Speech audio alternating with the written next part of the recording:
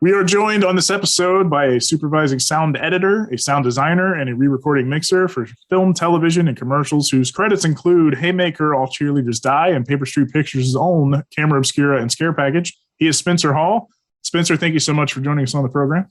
Awesome. Thank you for having me, guys. Yeah, it's really cool to talk to somebody with an emphasis on sound. Thank you. The area of the business that is often much overlooked, but you can tell the big difference between a film that is not sound designed well with poor mixing. And I always tell people, you can watch an indie film that looks like crap, but if it sounds like crap, you'll probably turn it off. Yeah, usually they do. We strive to not be noticed, to be honest. If we're noticed, we haven't done our jobs right. Well, I'm glad we can shine some light on you today then. So to kick things off, would love to hear how you got started in filmmaking. When you were a kid, was there a particular movie, a show, or a friend that kind of sparked your interest in film? Yeah, I was a musician growing up. I had a cellist brother who was classically trained and played in a lot of orchestras that I was dragged to through my elementary school years. And then I developed a love for percussion and drums, and I guess soon followed him in orchestras and jazz ensembles. And so, by the time I was in high school, I had been playing in 2 local municipal orchestras outside of Cleveland and Akron, Ohio, and played in some jazz groups in my high school, as well as in a rock band, and marched in the high school band. So music was really a huge forefront in my life, and something during my formative years that, I really inspired me, all types of rock music and rock drummers. And so, I knew at a really young age that I wanted to spend time in a recording studio. One of the groups that I played in at the time in middle school had a senior. He was considerably older than me. He was about 6 years older than me. And I was just kind of getting the grasp of fills and timing and hitting the downbeat in music. And he had said to me, I'm going off to college for recording engineering at the school in Florida. And I immediately globbed onto that. And for, 7th, 8th, 9th, 10th, 11th, 12th grade, had Full Sail in my sights. And with all intentions of going into music production. Graduated Full Sail and realized very quickly that music production was a much difficult racket. And as much as I loved music, I didn't like other people's music as much as I liked my music.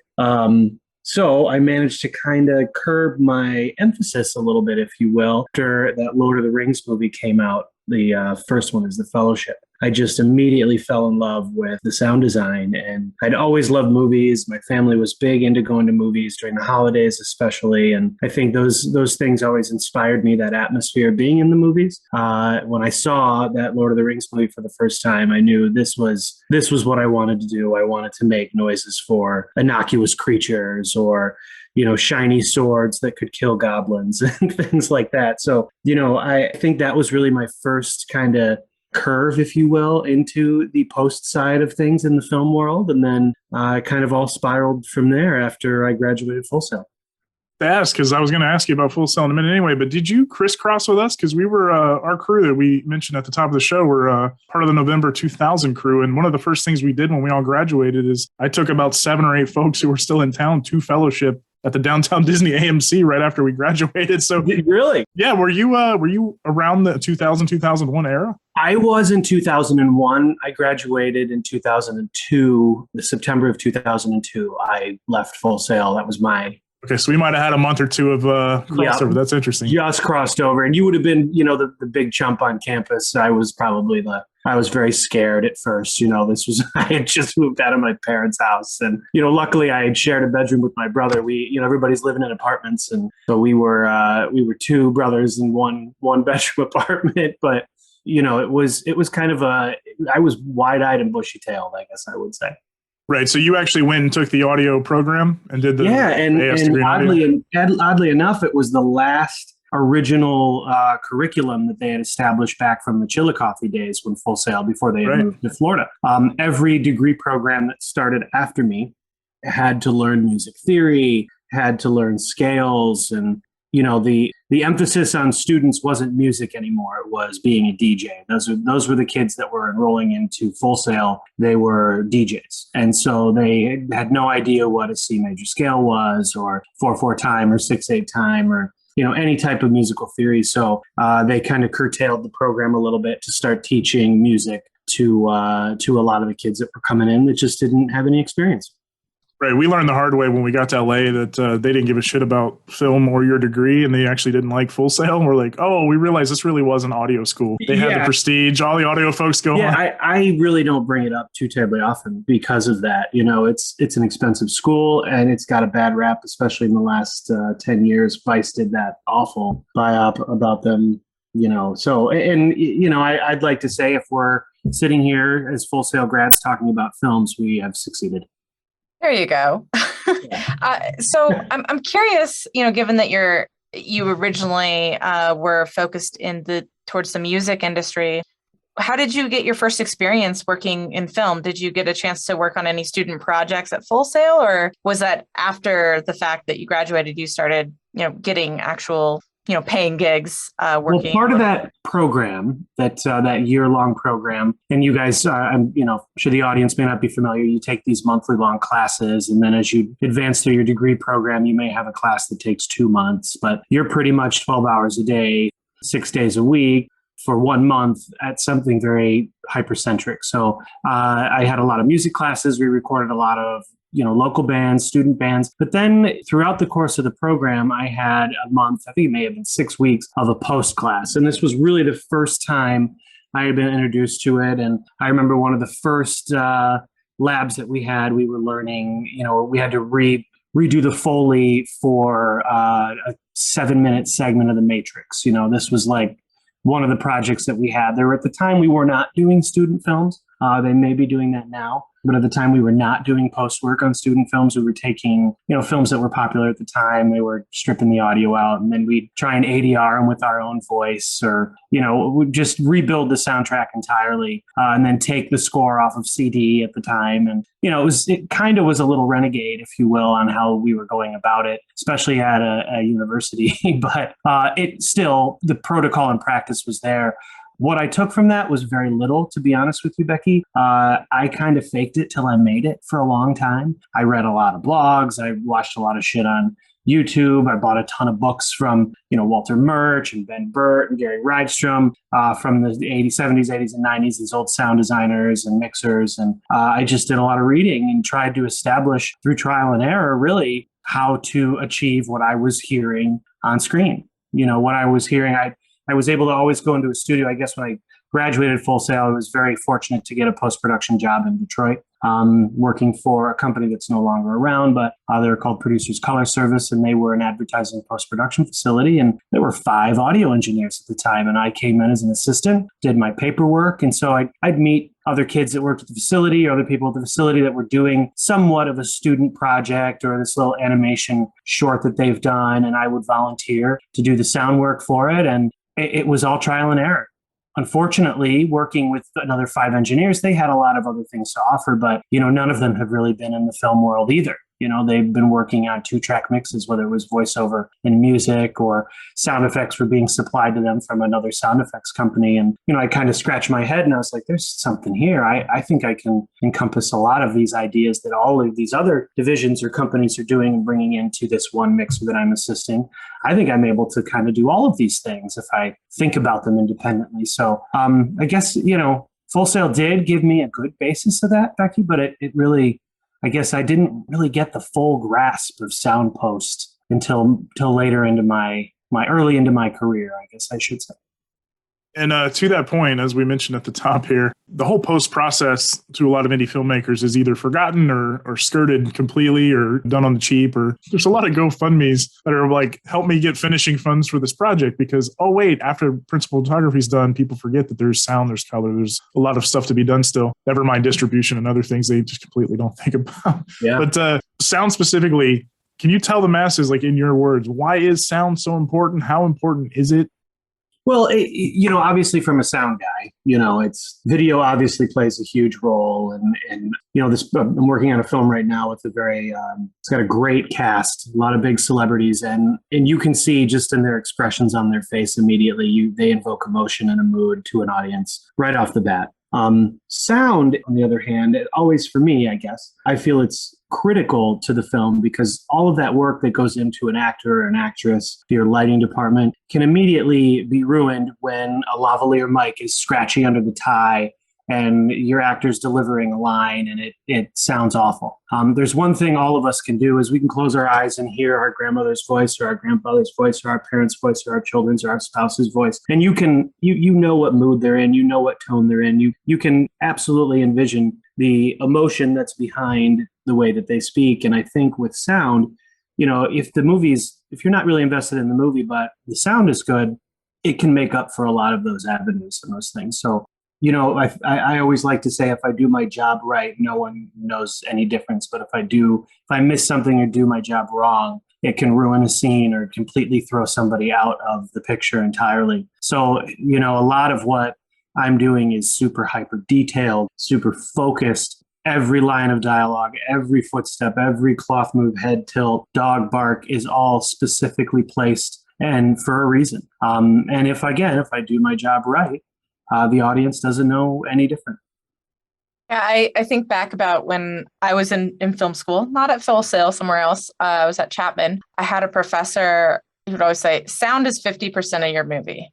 So don't skip on sound. Yep. And I think a great example of that is I think about John Carpenter talks about his first screenings of Halloween before, he had done the score and just the movie in a very, very basic rough edits and the sound wasn't done. And so nobody was scared. Yeah. And then when they saw it, he talked to a specific critic, right? And they said, it was okay. And then they saw it in the theater when it was done with the full sound design and the music.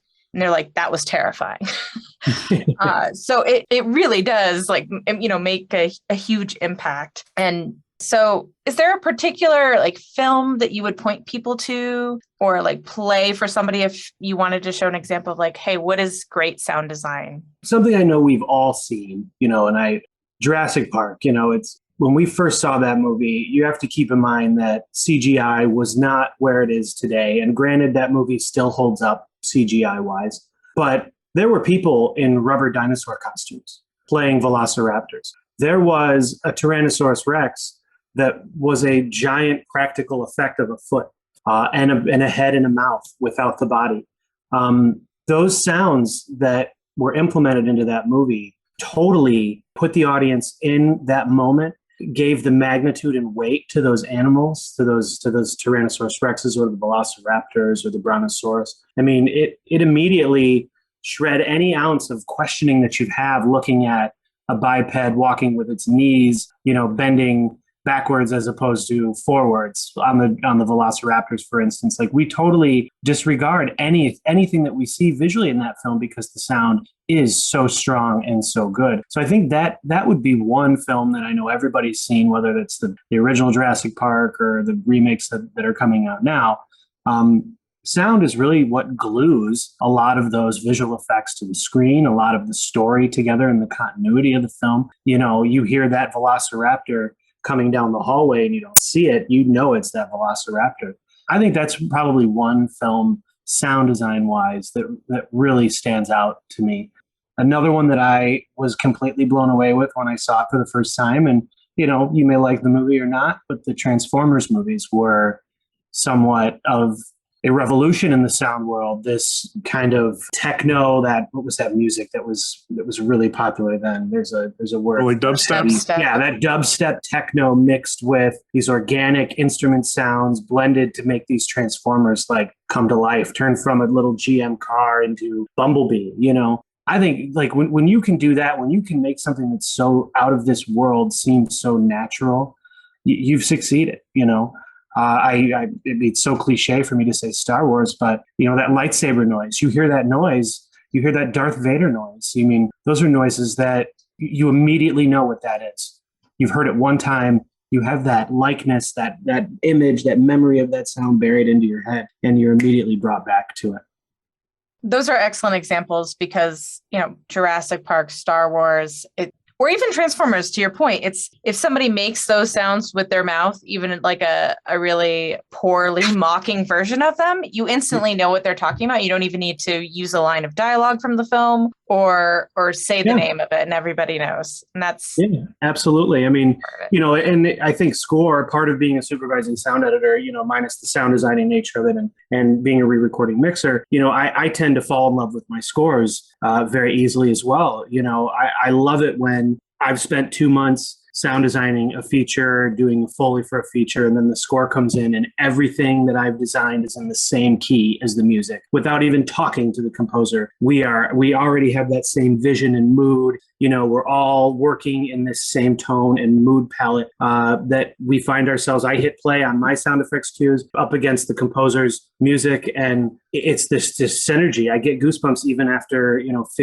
mixing 50 some films. It's like I still get excited to hear how the composition blends into the sound design. So, Jaws is a great example of that. I mean, how many scores can you whistle, right? I mean, we talked about Lord of the Rings earlier. There's so many amazing themes Howard Shore has done. Interstellar with Hans Zimmer. I mean, what they do and what the sound design team does complements each other so well a lot of times. And, that's when you really find yourself a good sound mix or a good soundtrack.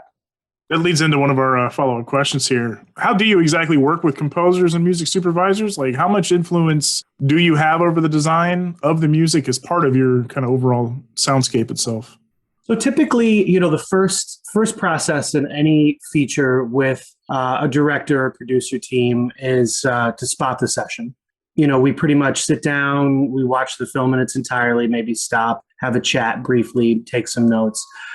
We do the same thing with the composer as well. So it may not be as lengthy of a spotting session with the composer, but before I start the editorial process, I usually touch base with the composer. And, our conversations are relatively polite and quick and simple, to be honest. We'll talk tone. We don't get too much into keys or scores or, I'll make comments. They'll make comments. What was your thought for this? This seems to drag. Do you have some ideas for this? It's like we really try and find sections of the film that we initially want to talk about to better right off the bat. When it comes to something like horror, there's a tone and a mood to that. And so we do have some conversations on what they're trying to establish. Where's the scare for you? Where are you trying to establish the climax in the music? I will follow suit sound-wise or, vice versa. A lot of times the score just comes in and we have a very natural synergy. And if I have to, I will rework my materials around the score. I think it's a bit easier for me, not really having to follow suit with musical time signatures, that I can kind of push and pull effects a little bit on my end. If I'm 3 to 6 frames early or late, it's not going to be too terribly drastic. But if that impact on the score doesn't hit right when it's supposed to, there is a disconnect. So I traditionally conform my tracks around the composition more times than not. I think I can count on one hand how many times I've called the composer after he's delivered a score and said, this just isn't working. Let me tell you why, and we've reworked some situations in there. And, sometimes I concede and say, oh, you know what? I like your score better. Let's stick with what you have. Or the composer will look at what we've done or what I've done or my team's done. And, they'll kind of curtail a little bit and fall in suit with what we've got going on. So it's kind of a give and take, but for the most part, there's not a lot of dialogue going on, especially during the process. Everybody has their own process. And again, this is an emotional based art. I'm trying to create emotion through sound and the composer's trying to do the same thing. So, we want to make sure that we are being able to achieve that together. And I think we do for the most part. And to the kind of greater point about how so many folks don't get it, a lot of people's notions of good sound comes from Oscars, Oscar telecasts and what wins and what's nominated. Sure. And for years and years, there were 2 different awards. And every third year or so, they'd have a little bit to explain the difference, but people still didn't get it to the point where they just removed them from the Oscars last year. Can you explain in the most layman way, I guess, for a pro, like the difference between sound mixing and sound editing to those who may still have a confusion of the two? Sure. All right. So sound editing, and I'll use Jurassic Park will be our theme here. The sound editing aspect of it is going to be creating those dinosaur sounds. sound editing aspect will be putting that Jeep in and the gear not shifting. Sound mixing would be making that T-Rex earthquake when we see the water dribble. That's sound mixing, making sure the dialogue is front and center, where we're placing sound elements. When in a traditional theatrical mix, nowadays there's Dolby Atmos and you've got 64 different channels you can mix to. Most mixes are 5.1 or 7.1, and most of that sound is coming from the front of the screen. And the reason being is that you've got to suck your audience to the picture. You want that sound image to be coming directly in front of their face, directly from behind where those images are coming from. So sound mixing would really be indicating where we're hearing a sound cue. Dialogue traditionally is in what we call the center channel, which is that middle, right in the middle of the theatrical screen is your center channel. And it is one mono channel where dialogue is projecting from. In a 7.1 environment, that dialogue can drift a little to 25% in between the left and the right, or the right and the left. So there are actually 5 speakers behind the screen where you can move and reposition dialogue and cues. And so a lot of that is sound mixing. We're not editing, we're not cleaning up effects anymore. I'm not placing music in, I'm not placing footsteps in or background effects in at that point. I'm making decisions based on level. How hot is this element versus this element? So those are really the 2 drastic differences. I think that was probably the best explanation I've heard. I think just using the Jurassic Park example is a great way to do it. Yeah, everybody knows it. Yes, exactly. Yes. So kind of speaking of maybe more popular notions about sound, what do you think is the biggest misconception people have about sound design itself? A lot of times I get from people who really don't have any idea is that, they don't pick that up on set.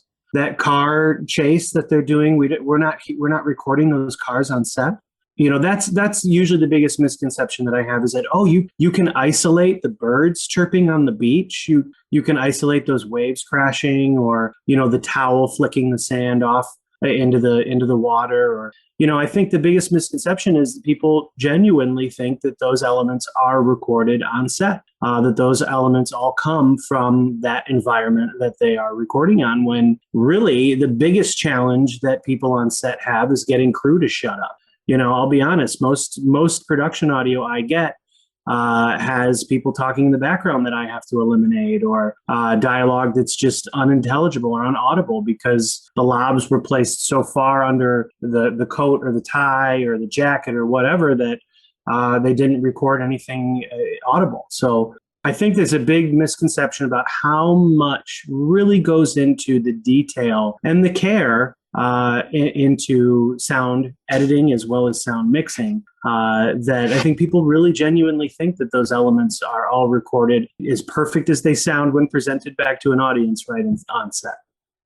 Yeah, I think back about an example of, when I was first learning and kind of doing my own films, the idea of a cloth pass, right? That you're literally recording sounds of what it sounds like when you're walking and the cloth, your pant legs gently swish together. And that's not something you ever think about, right? And you watch the scene without it and you're like, when somebody walks beyond their footsteps, they're naturally making other sounds. And it just looks unnatural and weird when you watch a film without it. Yeah, the cloth pass, and I mentioned kind of like trial and error on a lot of things when I was early on in my career. And I remember reading something, I don't know who wrote about it. It may have been Ben Burtt. Ben Burtt was the sound designer who created all of the Star Wars universe, the lightsabers, Chewie to the TIE fighters. I mean, all those effects, he was in charge. He had a team working with him, but he was the person who recorded those. And I'm not too sure if it was him or another sound designer who mentioned it, but the cloth pass it's the first thing our brains start to shut up.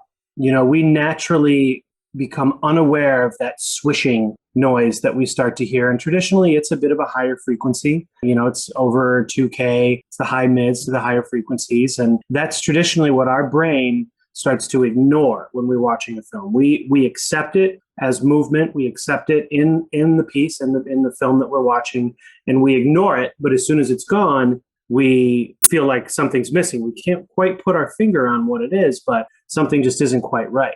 So that cloth pass is 100%. That is like I mentioned, the glue.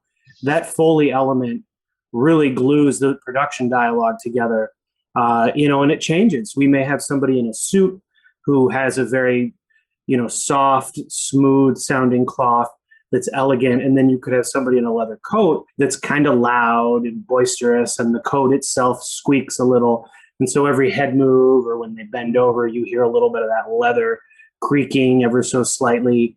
I always love doing Foley work for, you mentioned Haymaker at the earlier of the film. The pop star in that film had long dangly earrings and a lot of jewelry. And we ADR'd quite a bit of her lines in the movie, but the Foley glued all of that ADR together because you hear those earrings dangling. You can almost hear her hair on the coat and her bracelets when she puts her hands up. I mean, all of those things become very forgiving in that cloth pass. And, as an audience, you don't even perceive it anymore. Your brains just completely accept it.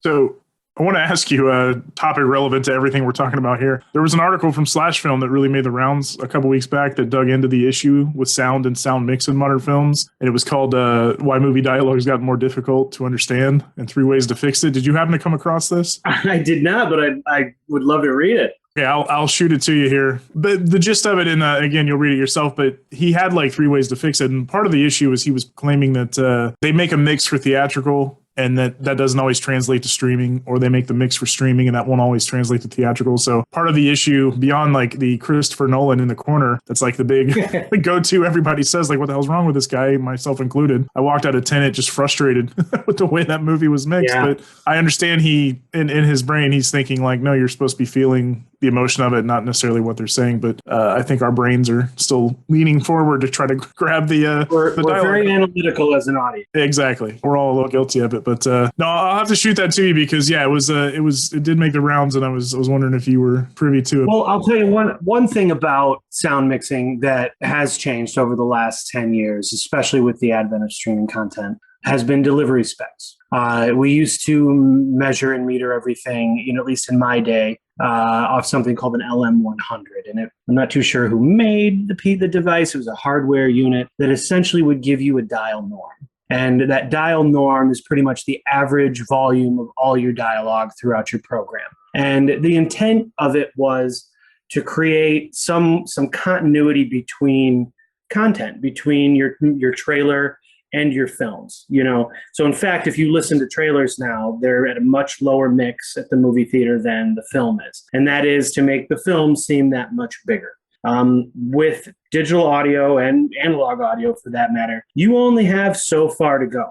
One thing that I think a lot of people don't really process too much is that, when you're at your home theater system, your system only turns up so far, right? Well, we can only go so far. We can't continue to make things as loud as possible. Our digital medium and analog medium can only really support, a certain amount of volume, if you will. And that certain amount of volume is kind of predicated on the audience members to determine how loud they want it in their room, So the dial norm has been somewhat of a consistent. It's changed recently. I still mix most of my films at negative 24 dB LKFS or LKUF.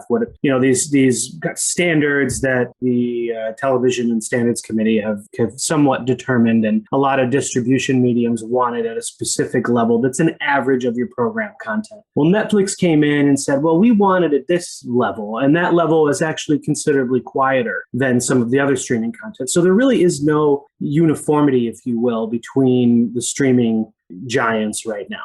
If Netflix is producing, they're mixing it at their standards, but if they're buying content from independent companies to make a Netflix exclusive or a Shudder exclusive, they're going to take the movie the way that it is. They'll run it through their quality control and they're good to go. And it's actually almost, from my standpoint, better to be on the independent side of things because you don't have this little box you have to mix inside of. You're able to be very dynamic. And from a sound mixer standpoint, because I only have so far I can go, I want that explosion to rip your face off.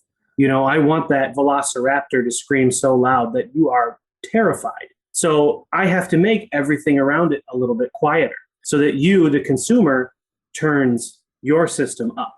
because it's all about your volume in your house, the volume in the theater. How do I get my big explosions to be big at your house? Well, everything else around it needs to be small. So that means the dialogue's going to be a little bit quieter till we get to that explosion. I may suck to silence for half a second to 6 frames before that explosion so that the audience hears nothing before that big impact. There are a lot of different mix techniques that we can do to achieve that, but overall, dynamics is really, really, truly the way to be able to give weight and emphasis to a lot of the big action or big effects that are taking place in the movie. So, I can completely appreciate whoever wrote that to change. A lot of people watch shit on their fucking iPhone. Sorry, I hope I can swear on this. All good, all good. You're kind of quoting David Lynch by doing so as well. So, oh, perfect. Have you seen that video? I have not. No. You can't watch a movie on your fucking phone. No, you can't. You really can't. And I understand that's where we're at. I know both my teenagers are upstairs in their rooms watching their phones or their laptops currently right now. That's their generation, and that's where we've gone with content. The beauty in it is that there is endless amounts of content now. So from a sound person standpoint, there's work coming out of all of our ears. We are inundated with opportunities for business. And if you're good, you've got better opportunities to do more work. So, I'm certainly not complaining with that, but I'm not mixing something for an iPhone. I'm not mixing something for your laptop. I'm mixing something in surround that probably 10% of the audience is going to really be able to enjoy. Now, yes, I do mix to a stereo mix, which is going to be what's presented on your laptop or your iPhone. And I put a lot of care into that stereo mix, but it's a derivative of my theatrical mix. My stereo mix, what you listen to on your laptop or you listen to on your iPhone, really is just slight augmentations to volume out of my theatrical mix to create it. So, I'm not trying to reinvent the wheel here. I typically, when I put my stereo mix together, turn my control room volume in my room down very low. I push play, listen on very small, shitty speakers, and make all the adjustments that I need to do to make sure that dialogue is front and center. I'm not sacrificing my loudest loud, and I'm not sacrificing my quietest quiet. Those two things really stay intact. So I guess really my rebuttal to that article would be, turn your shit up and listen to it loud, because that's what we want. Turn it up to 11.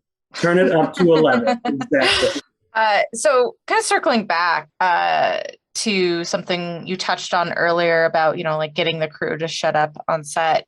What can filmmakers do on set to save themselves time, money, pain in the post process when it comes to production sound? And what are your top takeaways? If you were to give them a newbie advice, what can they do on set to make things better in post? I just talked to a director today about this, to be honest, and this is his 5th film we're working on right now, and it's a good project. It was pretty run and gun. So there were a lot of setups, a lot of motion, a lot of movement going on in the background. And it was shot kind of Paul Greengrass style, a lot of handheld, a lot of shaky cam shit, a lot of, in and out blurs. So, he's got 3 camera guys moving around the scene at all times. And the one thing I said to him was, stop, take 5 minutes and shoot the scene wild without picture. Say cut to cameras, run through the whole entire scene once with just the sound crew. Record sound for your rehearsals. That's another quick one. Record sound on rehearsal. Treat it as if it's a quiet on set. Get rid of people who are talking. Tell your PAs that are trying to get lunch together or move to the next setup, hey, can you guys leave the scene, leave the set? We really need to get this for sound. Because especially if you have a loose script, if you're ad-libbing a lot of it, or, my job is to make sure that it's clean. And when I get the materials from set, and something's not working, I have to go dig through those previous takes that were shot and that were recorded. And having a wild take of that, just to cheat a syllable, just to intercut a line, to a bump on the mic, to replace that bump on the mic. It's so much more conducive to get that on set if you can streamline it into your process as a director and an AD on set. That's key. Have a really good AD who is very sound centric, who is concerned and giving time to sound, because if a mic is not positioned correctly or the recordist on set doesn't have that channel turned up, you're not getting it back. You move on from that, you're not getting it back. And especially if you have a limited budget, it costs money to bring these actors back in, bring them into a studio to re-record these materials, to sync them to picture and get them to mouth to match the movements of their lips. And then on top of that, it takes time for a re-recording mixer to mix those elements in. It's so much more conducive to get wild takes on set, to take the time to do it, to have the director and the AD look at the sound guy, or even, everybody's got those comm headphones on, that they're listening. And if there is an anomaly that pops up, a director and an AD, it is their responsibility to make sure that that is captured on set. I think that is definitely part of the indie filmmaking, something that's missed a lot of times, as they're really looking for that perfect composition of the frame, and they want that beautiful lighting, and it's 7:00, we're going to lose the magic light hour. The microphones don't give a shit if it's 10:00 and you decide to pick that whole scene up wild, running a couple takes with your actors and actresses. They don't care. They don't even have to move. They can just be in a group with the boom mic while the crew is taking a break over at Crafty, being quiet, obviously. Those are little things that really help your film go a long way. It's a lot of the very consistent things that are taking place. Poorly placed lavs, poorly placed boom, environment that's too noisy. That's why I say, even if you do a wild in that same environment that I have to restore, at least I have lines that I can cheat in. It's a challenge. Independent filmmaking is a fucking challenge, guys. It really is. All too well. When the director shows up to set, the last thing they're concerned about is making sure they get a wild take of that scene. I'm so glad you said that. I got into the habit of, after every scene, always saving room for one take that is just wild lines at the end, with the actors literally standing around and someone holding a boom mic, close to them, so we can get good sound. And I prefer that to ADR, because the closer they do it to when they had just performed it, they knew the emotion, they're in that same spot still. 100%. You get so much better, like a much better performance, much more organic sounding with the environment they're in. And making ADR work, especially if you only have to replace one actor, or you can only get one of them back for ADR, then you have to make the ADR match, the production sound. It's a nightmare. It's not about the performance anymore. Now it's like, it's Mockingbird. Yeah. Can you recite this word exactly the way that you did on production? Because unfortunately, you put this on a 127-foot screen, his mouth is 60 feet wide, her mouth, that has to sink into that. And the only way to do that is attitude, energy, mood, and so you've captured that on set. Now we need to mimic that in the ADR world. So it becomes almost like Mockingbird. I had an opportunity to work with Cloris Leachman on a project, and she was absolutely a dream. She was so professional at the job. She was kind of fun, kind of danced around, a lot of fun, like anybody would anticipate Cloris Leachman to be. But she got in to do her ADR lines, and she knocked him out of the park. She needed one take at best. I'd do a backup take just to have it. But she was so solid, and it comes with obviously 60, 70 years of experience doing it, but she nailed it. She knew exactly what she was doing. She was mimicking the intonation that she had on set. If the director said she wanted to emphasize this word, she did it exactly the same cadence so that it would sync perfectly to her lips. So, it can be an art in itself, the ADR aspect, but nothing beats those performances that you have on set. And getting those wild. A lot of times I find myself only having to cheat a certain portion of the line or the sentence. I'm only cutting a couple syllables that were said that didn't get recorded properly. And so that wild take, I'm able to go in and just knife those two syllables in there from the wild take, and no one knows any difference. It's much easier to match things from the same environment that you're in than it is putting them into a booth and trying to match that energy and tone. Words of wisdom for sure. So how about the other way, I guess, another element of advice, for anybody that's interested in sound, what advice would you give them when, they're just starting to get into the field? I would say, one thing that I do, I'm so very grateful for, is that I had a passion in music. A lot of people that I run into getting into this business now, they couldn't find middle C on a keyboard. even for a sound mixer and a sound designer, not necessarily a composer, having a good root in frequencies and pitch and tone are huge. I think I think music theory is more important than actually being able to play music when mixing a feature.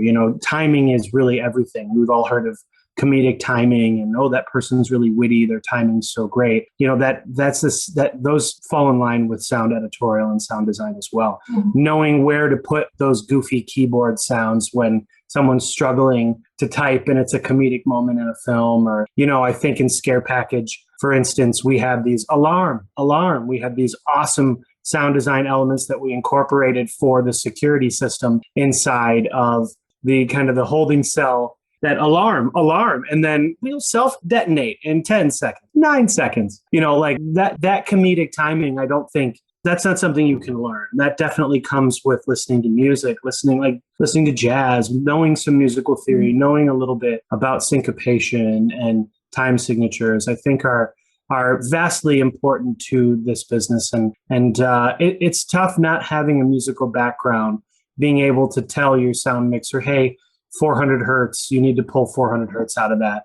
You need to have a good understanding of what 400 hertz is, and it's not just an A flat. There's more to it when it comes to the spoken voice, for instance. And so I would say that's probably the best start for someone who's wanting to become a post-sound person. Spend some time in front of a keyboard, in front of a piano, and not because it's going to make you a better, or it's going to get you the skills you need to mix. The software isn't a piano that I mix in, but it's going to give you the skills and the basis for really what sound is. I think after these last couple of questions, all I'm thinking in the back of my head is, man, we've delivered Spencer some noisy shit with people talking in the background. So we will do better. No, and it's not so much the people talking in the background. Again, this project I'm working on right now, they couldn't get to the HVAC, right? It was locked in another room and we couldn't go turn it off. And I said to the director, well, you should have kicked the door down because we now have to replace every line of dialogue in this. And we're talking about, A-caliber celebrities that we're having to bring in from coast to coast. Some of them are in Ireland, some of them in the UK. They're not in the same room. They're having to play Mockingbird on these lines because I strip away that HVAC unit and all of their dialogue goes bye-bye. Even with the wonderful technologies that we have this day and age of restoring audio and isolating audio, there's still only so much you can do. So that extra 10 minutes to find the person with the key to turn the fridge off or get the HVAC off or the generators covered up or far enough away is incredibly vital to the work that I do on this side. That definitely gets overlooked a lot of times on the production world. I shouldn't say never. I love to point fingers at production people. But, I never do genuinely, get so over the hill or over myself on these things that, it's spoiling the process. We just ADR it, that's the unfortunate thing. And, we ADR it and we move on. There's only so much you can do to restore a lot of poorly recorded audio. That's a good way to wrap the interview portion of this. Speaking of poorly recorded audio, if Becky and I each Venmo you $8, will you sound mix this episode for me? Sure.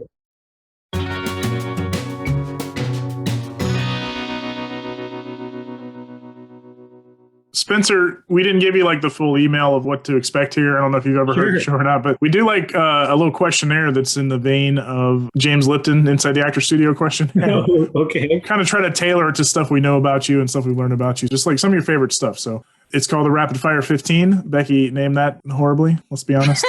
Because it's never rapid. Nor fire. Rapid Fire 15.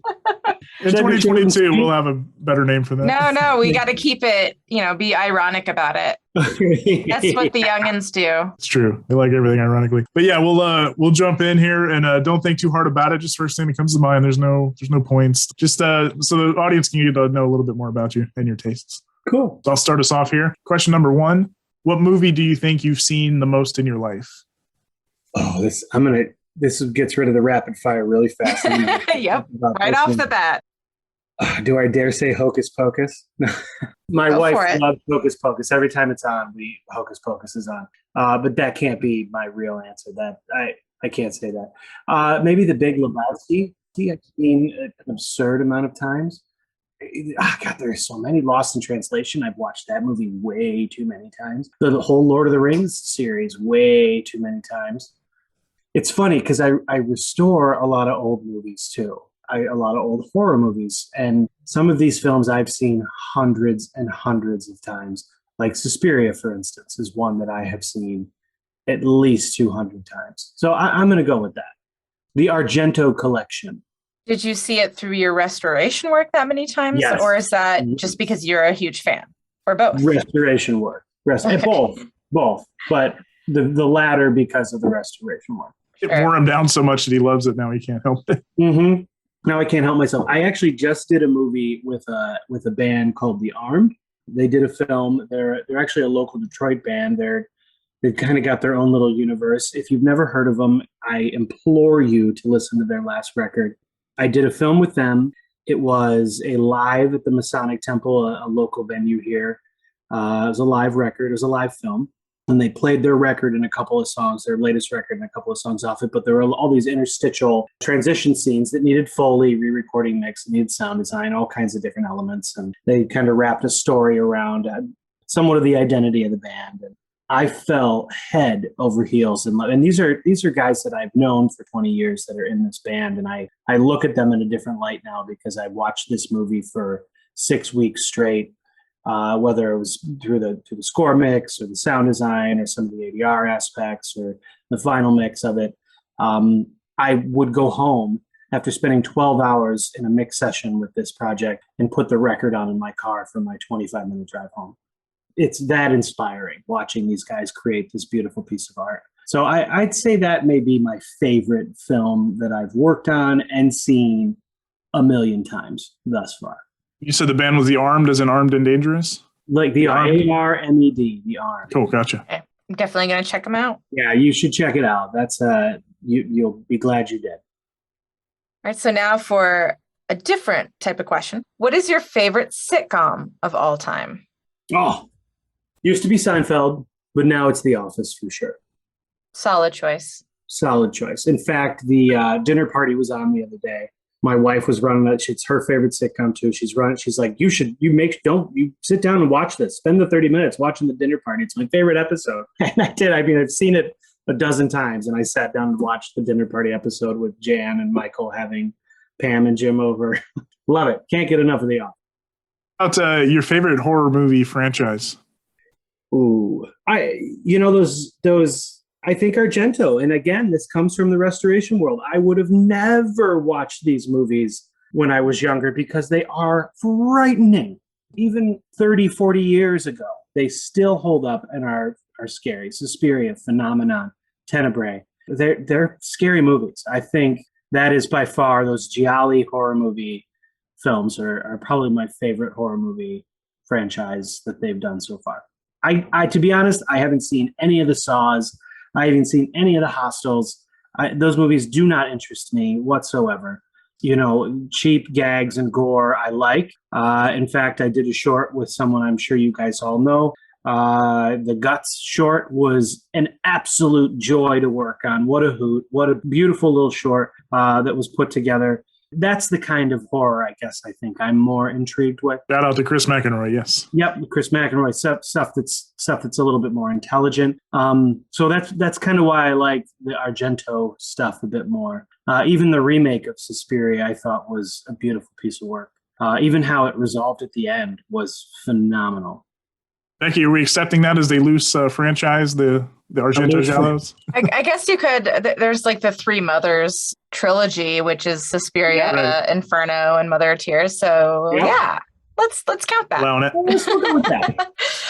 And maybe you may have kind of already answered this, but we'll see. What is your favorite horror movie subgenre? Oh, like would it be an Italian, like a giallo film, like an Argento, or like psychological horror, or like McEnroy stuff that's more like tongue-in-cheek sort of horror comedy, I do love the self-referential. horror comedies. You know, the that whole series of Hot Fuzz and Shaun of the Dead. The Cornetto trilogy, yeah. Yes, those are very fun. I don't know if they would call those subgenres. I'm not too sure. What would you I think each tackles a subgenre. That's the thing. Yeah, You got the zombie, you got the cop action, and the third one's got the sci-fi bit. So in the robot sci-fi bit, yeah. You know, those films always make me chuckle. I enjoy them. They sound good. You know, they're well put together. There's a great story there. They're a lot of fun. Those are great. To be honest, guys, I don't watch a ton because I'm working a ton. So when I do come home and I finally relax, the things I like to put on are fairly mind-numbing. You know, I'm not thinking too terribly hard about the content that I'm watching. There's a lot of football that goes on in my house. There's a lot of reality TV because it's, you know, whether we're cooking, I'm watching Jeopardy or The Wheel of Fortune. It's, you know, because when I go to work, I'm invested in what I'm producing, what I'm creating, the content that I'm mixing. And it honestly becomes difficult to become an audience for things. No, we get it. It's you want to come home and kind of passively watch something after working on stuff all day that other people are going to unfortunately passively watch. Absolutely. Or not, or overanalyze, just like I do all day. That's the hope, right? So you've mentioned a couple of his films already, but what would you say is your favorite Steven Spielberg movie? You know, Jaws was one that I hated when I was a kid, and my wife absolutely loves it. And so it's on probably a couple times a month in the house. I do really love watching Jaws. Yeah. There's also not a lot of wrong answers for this question. It's a tough one. I just thought you'd say Jurassic Park because you'd mentioned it so much. Oh, Jurassic Park. There you go. That's definitely my favorite. When I was a kid, that movie scared me, exhilarated me, thrilled me, made me fall in love. You know, like I had every emotion went through me when I was a kid and I saw that. And my parents, we saw that movie, I think 3 times in the theaters because they loved it so much. And situationally, we had family in town. That was what we did over the holidays, right? So we went and saw that movie again. I think that movie that had a huge impact on my life. Jurassic Park did, for sure. I think on a lot of people's lives, for sure. Yeah. Okay, so we'll transition away from movies to music, Perfect. at least for a moment. Who is your favorite drummer of all time? And who do you think is the best if it's a different answer? I think my favorite drummer of all time was Jimmy Chamberlin. He played with the Smashing Pumpkins. And again, my formative years, those were the 90s, the late 90s. Those were big, big years. I was a big jazz drummer at the time. I loved jazz. He was a jazz-rooted influence drummer playing in this kind of hard rocking band with this very swooning singer, if you will. Is he the best? No. But he was by far my favorite. He always had his toe tapping. He was clapping the hi-hats the whole time, doing a lot of single stroke rolls, playing in some interesting time signatures. I have an affinity for Danny Carey for Tool as well. I think he's a phenomenal drummer. Steve Gadd, Terry Bozzio, if you want to think about like the jazz and more acid jazz kind of days. Who is the best drummer? You know, I think he deserves this. I think Neil Peart probably was one of the best drummers ever to live. And if you look at not only what he did drumming wise, I mean, he wrote a lot of those songs that Rush played. He wrote a lot of the lyrics. He kind of took that band over after the first couple of records. And he was also like an A-class weirdo, which I love. He was such an unusual guy that I think he was really fascinating. And I think technically he was one of the best drummers ever to live. And musically, he was probably one of the better musicians in that rock genre ever to be around. But that's a tough question, though, Becky, because drumming, I think musically, a lot of it has to do with what you love. I think Questlove is an unbelievable drummer. You know, the type of music that he plays is not necessarily flashy like somebody like Neil Peart. Could he play those? Maybe. I'm not too sure. But he's an amazing drummer. Trad Smith from the Red Hot Chili Peppers, meat and potatoes drummer, but solid as a rock. You know, so that's an interesting question. That's a hard one to put my finger on. But by far, Jimmy Chamberlin, favorite drummer.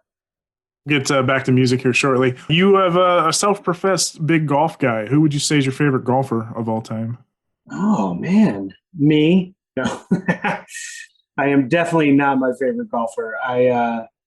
I don't know. I really like Bryce DeChambeau these days. He can crank the ball hard. I love the fact that he lost a bunch of weight, or he was super skinny, put a bunch of weight on just so he could hit the ball longer and further.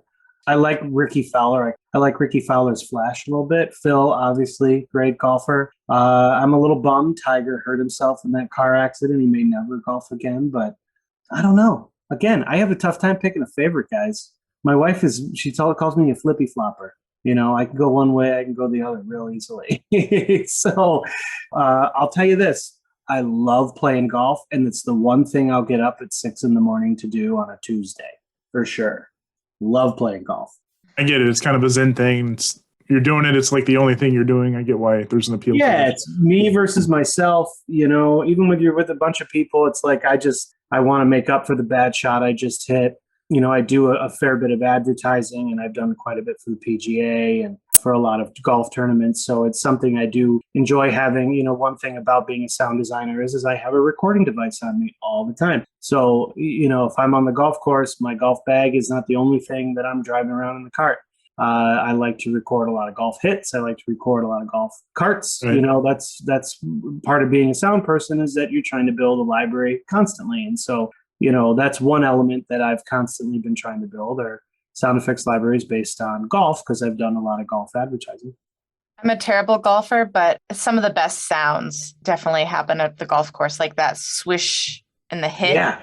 Like when somebody is on the driving range, those are fun sounds. And you can always tell a great shot by the sound. Exactly. I was about to say the same thing. A good hit when you hear that perfect swoosh. You guys remember Happy Gilmore? I mean, who could forget Happy Gilmore? Of course. When he hits that ball the first time, when he's like, I'll bet you carry my grandma's furniture out if I hit this ball, blah, blah, blah. He makes this bet with these guys. He's like, get back to work. I want to watch the game. And he crushes the ball. And that first little sound effect of that ball and that POV of the ball flying through the neighborhood, hitting the leaves in the trees. It's mind-blowing how awesome of a sound job they did, trying to put that, like the sound of the golf ball in the air, traveling 400 yards to the green. So on the sports topic, you're Detroit/Ohio. What is your favorite Detroit or Cleveland sports moment or memory? Or what comes to mind, since you don't like favorites? Like if I, talk about sports memories, kind of like what conjured up. I was really fortunate to go to the Lions game this past Sunday.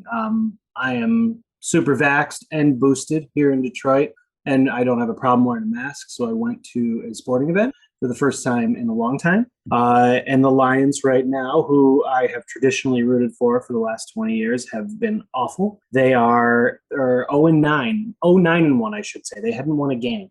And so yesterday I was able to see their first victory this season. And it almost was like being at the Super Bowl, I guess. The crowd was going nuts. Who would have thought the Lions could pull out a victory with 4 seconds left in the game? It was impressive for Detroit Lions fans. We don't have a lot of things we can be proud of, but that game yesterday we were pretty proud of.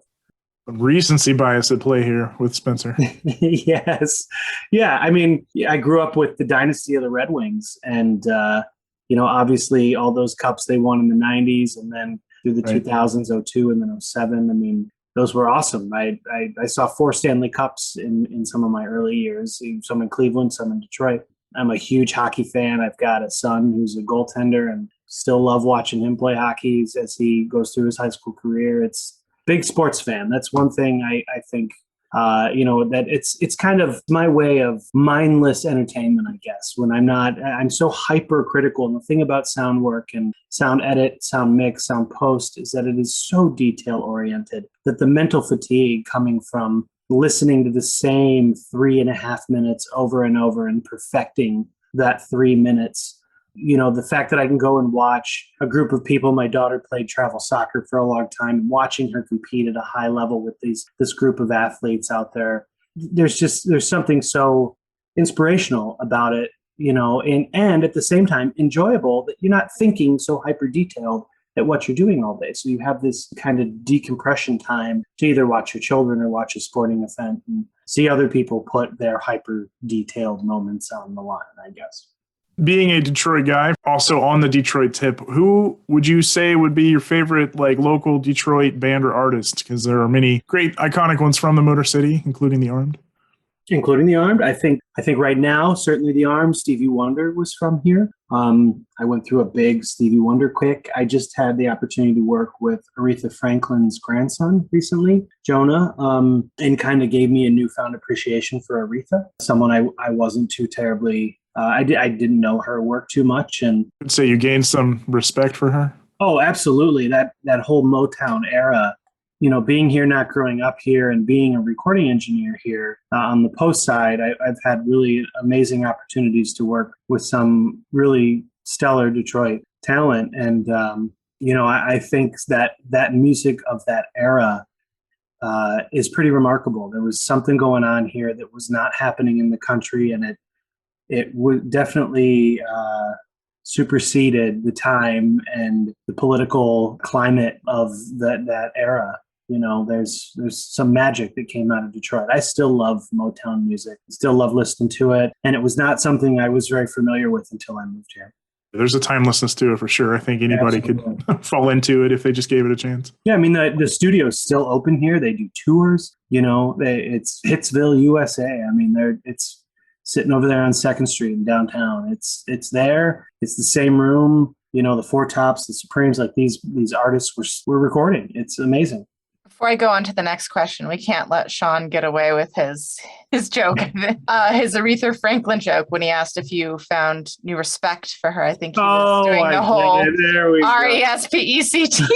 Oh, nice, Sean. I was wallowing in the non-reaction, Becky. I was fine with him not picking up on what I was laying really down. Trying to think of I should have said he gained some RESPECT for her, and it would have been much clearer. I almost chimed in and said that, but I didn't want to interrupt because Spencer was making a wonderful statement about music of that era. Right. So, all right, last Detroit question. What is your favorite local spot to eat in town?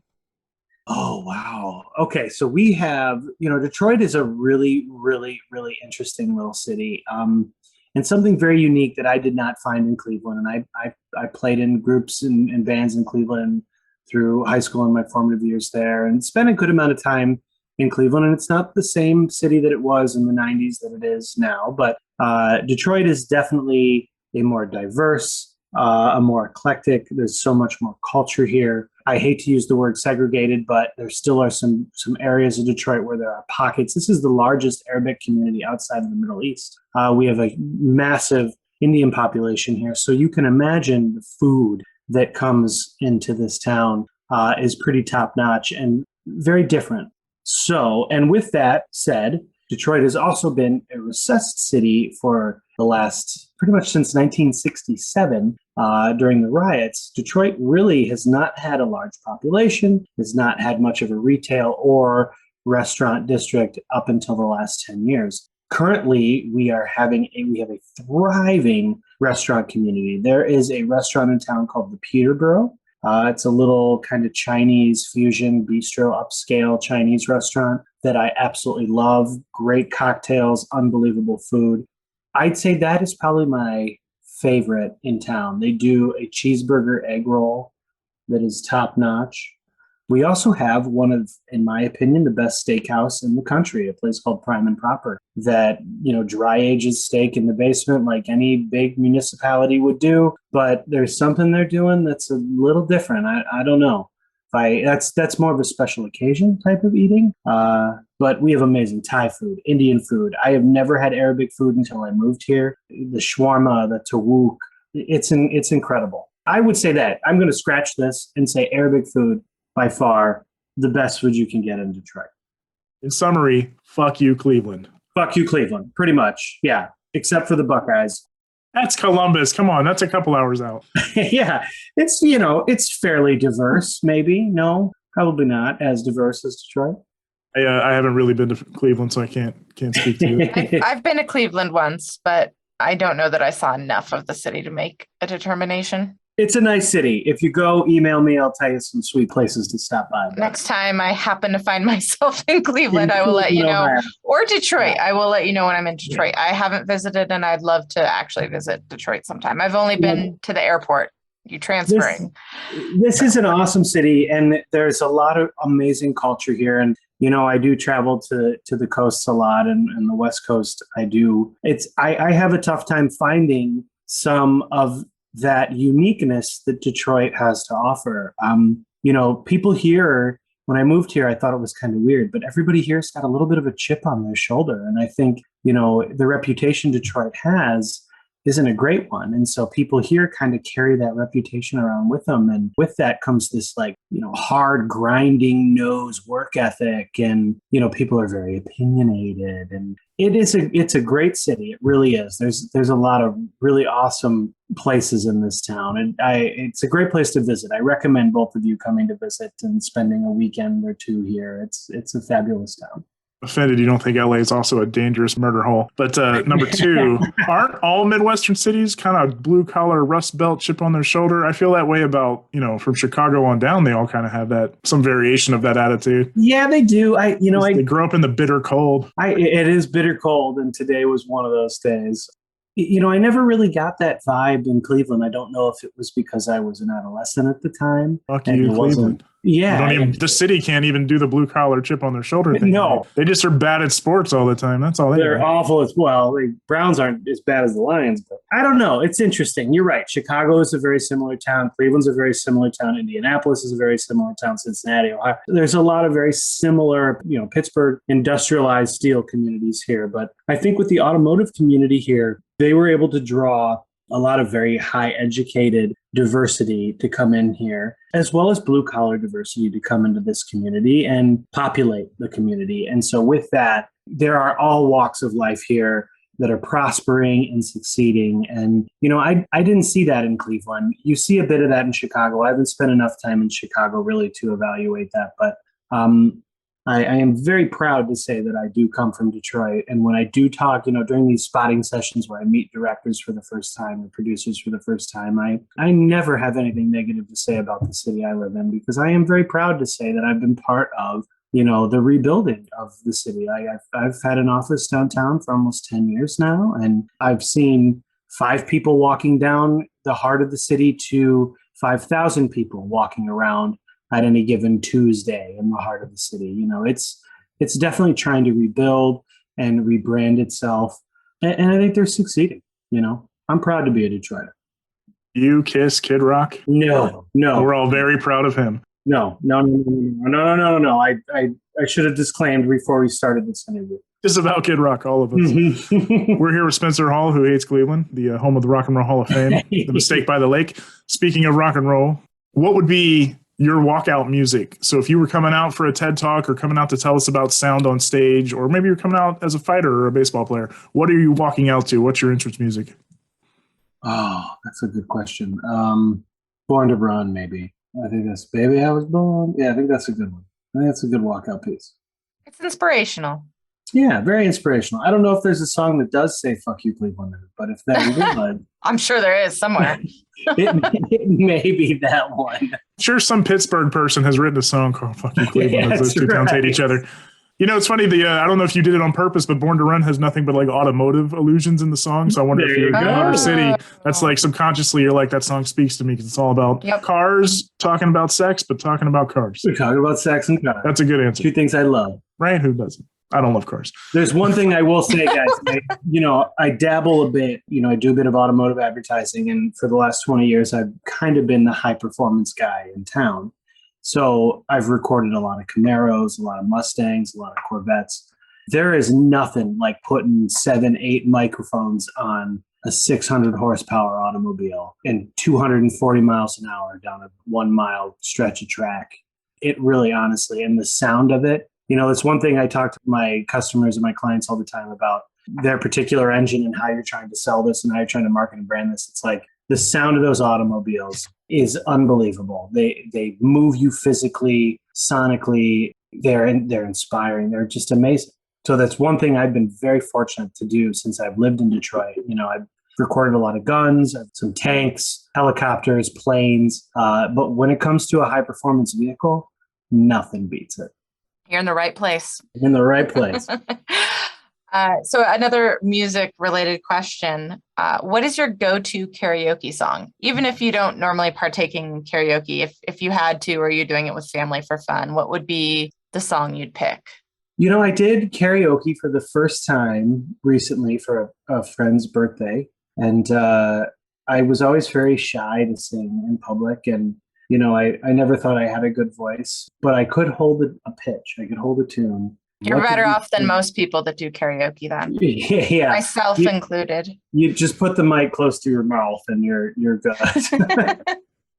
I sang that what was that? Do do do do do boo boo boo boo. Islands in the No Stream? Superstar? Yes, Islands in the Stream. Oh. I was thinking I of a went different old school song. with it. Well, no, it's the same. That's what they Yeah, ripped yeah. for Ghetto Superstar. It is. Yeah. We showed our age. Becky's younger. She's like, oh, that one from Maya. A little Dolly Parton and what was his name? Rob Denver? Kenny Rogers, Roasters. Kenny Rogers, that's right. Bill Denver? Oh, John Denver. That was a different guy. That's Country Yes, Roads right. Take Me Home. Yeah, Kenny yeah. Rogers, yes. Yeah, that one was the one that I felt the most akin to. Nice. We will end this episode by the two of us duetting that, and I'll do the Dolly part. Just for you. Yeah. Do-do-do-do-do. We are approaching Christmas right now, and we want to ask, what was your favorite part of Christmas / the Christmas season? Do you happen to have any traditions unique to your family or anything specific? We do. We do have some really unique traditions. I don't know if they're unique, but they're traditions nonetheless, and they're ones that I'm really trying to instill still in my kids from my childhood. Every Christmas Eve, we have watched I think it's the 1940s version of Christmas Carol, Ebenezer Scrooge. I love that movie. I love the story. Even to the Bill Murray version of Scrooged. Still love watching that one. I think that is definitely a part of our Christmas tradition in our house. Yeah. We always make appetizers and hors d'oeuvres on Christmas Eve and watch that movie, whether it's streaming in the background or, we actually make a concerted effort to sit down and watch it. The old version of A Christmas Carol is something that is watched on, December 24th. And it's always fun to watch old movies like that are mixed in mono. Mono is a very hard medium to mix in. Mono is one channel, obviously. And, trying to pump music, sound effects, dialogue into one speaker, into one channel, you're very limited. So being able to watch a movie like that and enjoy it and not have to focus on, the sound that's going on because it's done so properly is something that I really enjoy. And, my wife and her family they always would open a present on Christmas Eve. So we're incorporating a bit of her traditions into that as well. And so, yeah, Christmas is a big deal in my house, and it's more the family time and kind of those just being around the fireplace and smelling the smells and hearing the music and hearing little Tiny Tim say, "Can I stroke it?" Every time he says, "Can I stroke it?" I still feel so much joy and laughter inside of me that he's talking about the Christmas goose that his dad brought home the night he got sacked from, Ebenezer Scrooge's place. You started playing Billy Squire on the radio. I was going to say, I'm glad you clarified what he could stroke, just in case there was anybody that was not familiar. It was the goose, Becky. He was stroking the goose. Which Even also that sounds like a doesn't sound euphemism. better. A long-necked goose. A long-necked goose. A very big neck. Moving on to another holiday-themed question. Are you going to set New Year's resolutions and goals? Do you believe in that sort of thing? I do believe in that sort of thing. And, I was so diligent for about 2 years. I was working out 3 days a week from a New Year's resolution. And this past May, my wife and I celebrated her birthday on Mackinac Island, which is one of Michigan's beautiful vacation destinations here, this little teeny island that time kind of almost forgot. And I stopped working out. So I think this year I started back recently, getting back on the treadmill. And I think being more physically active has always been a New Year's resolution of mine. And this year specifically, it's going to be one I'm going to be focusing on a bit more. The one thing about being a sound person is that we sit for a living. And it's, they say sitting is the new smoking, right? So that's something that has become kind of my biggest hurdle, I guess, is how early can I get up and walk 5,000 steps before I got to take the kids to school kind of situation. So it's something I want to get back into doing, and absolutely doing New Year's resolutions. I actually got married on New Year's Eve.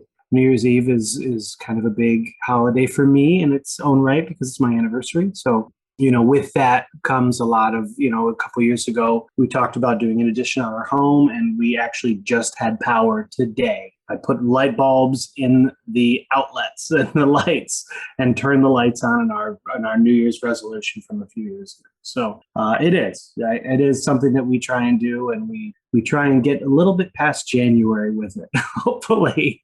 Well, congratulations on the new edition, and good luck with the goal setting and resolutions for 2022, which feels weird to say. It is weird to say. In this rapid fire 15 that has not been rapid but has had some fire answers, we are going to close it out with the last question of it. Tell us about, you're a dog guy. You have a couple dogs. What are their names? What kind of dogs are they? I have a couple dogs. Lola, who is getting close to 14. She is a Beagle Mutt, and a dog I've recorded many times for an assortment of different things. I have quite an extensive library of her barking, her running, her just shaking, her flapping her ears, all kinds of things. She is somewhat of a problem dog. We all, everybody gets old. She decides to be incontinent in the house quite a bit. In fact, it happened right before we started this interview. She peed on the floor. So she's the dog that needs to go out every hour. We make sure she gets outside to try not to pee in the house every hour. And then we have what we were told, and I love this, not growing up in Detroit, a Detroit mutt. He is pit bull and every other goddamn thing you could think of. He looks like a pit bull, but he's the size of a mastiff. He is like 70 pounds of pure rock hard muscle. He is a 3-year-old that's got all kinds of nervous tics and anxiety. He's a sweet boy. He's a super, super cuddler. But, I took him to work today, and he can't stand the sounds of the city, all the trucks and the low rumbling of traffic. And so he shakes. He shakes like he's shitting razor blades. He's a nervous little dog, or I should say big dog. But once he gets into the office, he's so proud of himself that he makes it up the elevator. And he get into that studio, we can close that door, and he just zonks out on the couch for 8 hours. But I would like to say he's probably my best friend. He never talks back, and he listens to everything I confide in him. His name is Henry, and he's a great dog. So we do have 2 dogs. They're awesome. And yeah. Oh, that was very sweet. He's a sweet boy. I like the contrasting imagery there of the terrified dog that looks probably super tough and intimidating, but yet is the biggest sweetheart. Yes. And, he's never been recorded. Lola has no problem sticking a lav on her collar and carrying a little wireless pack around.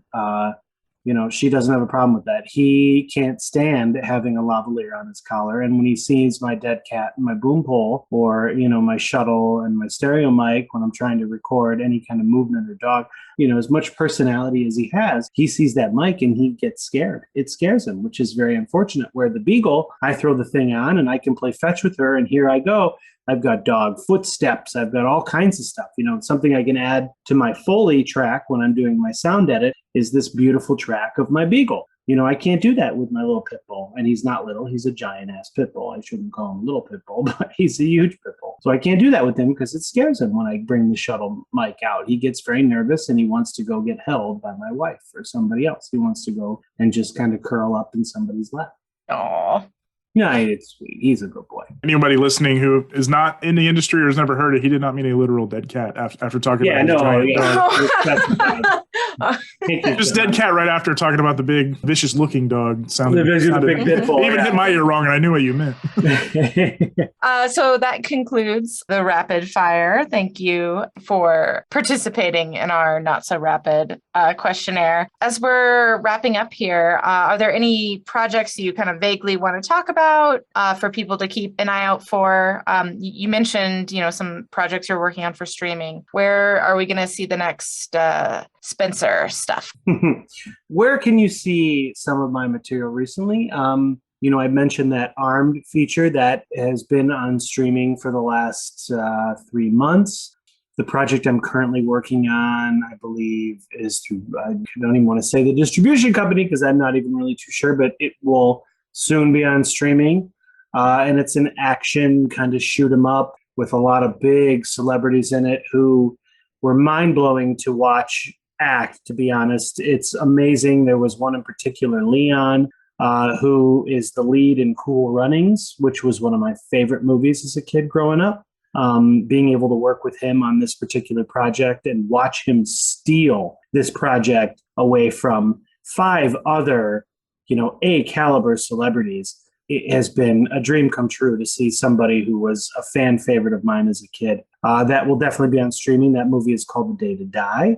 I recently did a documentary about Baton Rouge hip hop that was pretty interesting, kind of fun. Diamonds in the Dust. I did a reality series about the Miss USA swimsuit competition that was actually very interesting. You kind of fall in love with these girls and the trials and tribulations that they go through some of this pageantry. There is really an endless amount of content on streaming right now, but if you're looking for some of the bigger stuff, I mentioned Scare Package released a few years back. That did very well and a whole hell of a lot of fun to work on. A very funny, very witty film. We did some shorts with some of the directors recently with that. Chris mentioned one, and then I believe we had a gentleman in Minneapolis, Anthony Cousins, who did another one. We did a short with him recently that's on streaming. That's very funny and very gory. It's about some faces that explode, which is a lot of fun. Had a great time blowing people's faces off, literally blowing faces off of people. But from a sound standpoint, I would say those 4. Check out that Armed movie. If you can find that Armed movie someplace, which that was a magical piece of art that we did, my crew did, my team, Ben Keeler and myself, and it's a beautiful piece of work. And I know you're not on a ton of social media, but did you want to direct folks to a website, your Instagram, or actually your production company you'd mentioned to us? I have a company. My company is called Pardon My French. I'm not a big social media guy. I understand that's kind of the nature of where the world is going, but I spend a lot of time creating sounds, mixing sounds, doing what I do, and putting a lot of passion into it that really I want my work to show in the film or the commercial or in the piece of art, the short, the documentary that we're doing. It's not, I have a very difficult time, to be honest with you. Part of being an artist, some artists have a better time in this than myself, but I have a difficult time being braggadocious or boastful about my work. So anytime I ever post something on Instagram, it goes through my wife. And here's a funny statement. She teaches social media and PR at a local university here called Walsh College. She's an adjunct professor, as well as in marketing for Microsoft. She is the CMO of the Great Lakes region, Northwest region of Microsoft. And, I am a sound person who struggles to put marketing materials and PR materials out for myself because I am my own worst critic. I hate the work I do. At the same time, I love it. So, I'm truly, people say like, oh, the painful, starving artist thing. I am truly someone who hates the work that they do, but loves it at the same time, because when I watch it, I am critiquing it 100% and wanting it to be the best that it possibly could be. So it's difficult to promote that for myself personally. So, if you go to my Instagram feed, which I believe is Spencer A. Hall, Fizz Pop Bang, because I make noise, is my my little tag or handle, or whatever you call it. I got off Facebook 6 years ago and never looked back, to be honest. People, if you want to talk to me, you should have no problem communicating with me whatsoever. I'm very forward. If you send me an email, send me a text, I'm very, very apt to respond to you, because that stuff doesn't happen too terribly often. Good to know. And we'll link a few of the things you mentioned in the show notes at paperstreetpodcast.com. Awesome.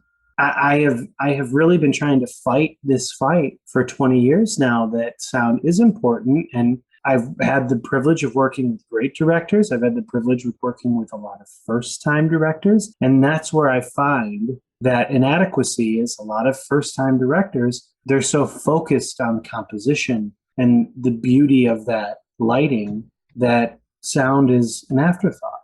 So the fact that you guys have spent 90, almost 2 hours now talking about sound is really important. And it means a lot to me. So thank you so much for asking me to be a part of this. And, I hope I was able to shed some light on kind of the nuance of post sound. No, certainly. Again, we appreciate the time, the interview, and I know you're missing football and your kids, or at least they're not missing you said, but we'll let you get back to it all. And I hope some folks picked up a few bits. I know there's some good notes. Even Becky mentioning like getting wild lines after every take. It's not going to not make somebody make their day. There's lots of little bits like that will help, have a good recordist that's communicative with the AD. There's been a lot of good advice, I think, in this. And again, Spencer said you can hit him up if you have questions about it. He's a pro. He knows what he's doing. He's been doing this for a good while. And we thank you for the time.